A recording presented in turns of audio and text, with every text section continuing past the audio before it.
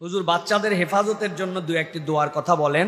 আমি যতটুকু বুঝি সন্ধ্যার পরে পরেই আমার বাচ্চা মনে হয় কি যেন দেখতে পায় এবং এতে সে অস্থির হয়ে যায়। এটা কি আসলে জিন কিনা আমি বুঝি না, তবে বাচ্চার কান্নাকাটিতে তখন আমাদের পরিবারের অবস্থা খুব ভয়াবহ হয়ে যায়।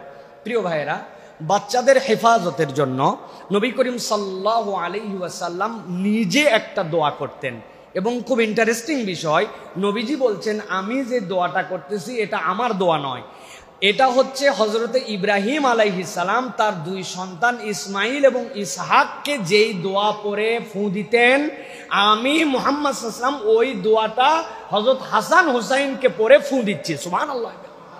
তাহলে ইব্রাহিম আলাইহিস সালামের দোয়া, কিন্তু কোন দোয়া? আমরা যেটা জানি, আউযু বিকালিমাতিল্লাহি তাম্মাহ ওয়া মিন কুল্লি শাইতানিন ওয়া হাম্মাহ, এরপরে কি ওয়া মিন কুল্লি আইনিন লাম্মাহ।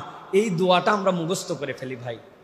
আউযু বিকালিমাতিল্লাহি তাম্মা, আমি আল্লাহর কাছে আশ্রয় প্রার্থনা করছি তার মহা পরিপূর্ণ আল্লাহ রাব্বুল আলামিনের কালিমা দ্বারা। এরপরে আমি কি বলতেছি? ওয়া মিন কুল্লি শাইতানিন ওয়া হাম্মাহ, যত ধরনের শয়তান যারা ধোঁকা দেয়, তারা ক্ষতি করে, ওই শয়তান থেকে। সাথে সাথে আমি আরো একটা জিনিস আল্লাহর কাছে চাচ্ছি, সেটা কি? ওয়া মিন কুল্লি আইনিন লাম্মা, আল্লাহর নবী বলছেন আল আইনু হাক্কুন, চোখ লাগা সত্য। মানুষকে চোখ লাগায় আমি জানি না।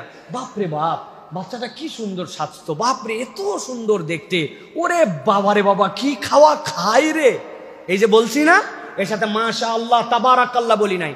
আরবদের কাছে যদি আপনি এই কথা বলেন, আপনাকে একদম কলার ধরে নিয়ে এসে বলায় নেবে মাশাআল্লাহ বল তাবারাকাল্লাহ। খবর আছে একবারে, ওদের কালচারই হয়ে গেছে এইটা, ওরা বলতে শিখেছে, কিন্তু আমরা এটা বলতে শিখি নাই।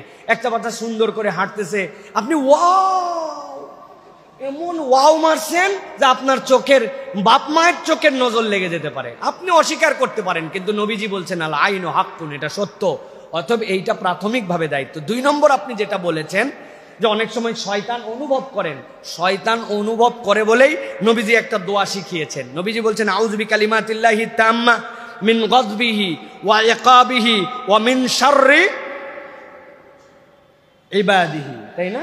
ওয়া মিন শাররি ইবাদিহি, আল্লাহ রাব্বুল আলামিনের কাছে আমি আশ্রয় প্রার্থনা করতেছি পূর্ণ কালেমার দ্বারা। আল্লাহ, মানুষ যে অকল্যাণ করে ওই অকল্যাণ থেকে তুমি তাকে হেফাজত করো। সাথে সাথে নবীজি বলছেন ওয়া মিন হামাযাতিশ শায়াতিন ওয়া আন ইয়াহদুরুন, শয়তানের কুমন্ত্রণা, ওয়া আন ইয়াহদুরুন, তার উপস্থিতি থেকেও আমি আশ্রয় চাই। শয়তান উপস্থিত হয়ে গেলে ঝামেলা বাধার জন্যই না নবীজি এই দোয়া শিখিয়েছেন। এই জন্য এই দোয়াটা আমাদের জন্য শেখার চেষ্টা করতে হবে। আউযু বিকালিমাতিল্লাহি তাম্মা মিন গাযবিহি ওয়া ইকাবিহি ওয়া শাররি ইবাদিহি ওয়া মিন হামাযাতিশ শাইতান ওয়া আন ইয়াহদুরুন। এই 2টা আমলের সাথে আরেকটা আমল করবেন ভাই।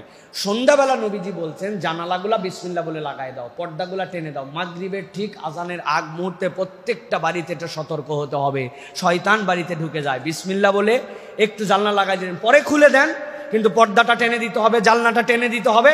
এটা নবী করিম সাল্লাল্লাহু আলাইহি ওয়াসাল্লামের আমল। আর বেশি ডিস্টার্ব যদি করে, অনেক সালাফরা বলেন, তাহলে সূরা ফাতিহা 7 বার পরে লবণ পানি দিয়ে বালতির মধ্যে একটু ওর মধ্যে ফু দিয়ে আপনার ঘরগুলা মুছে দিতে হবে ইনশাআল্লাহ।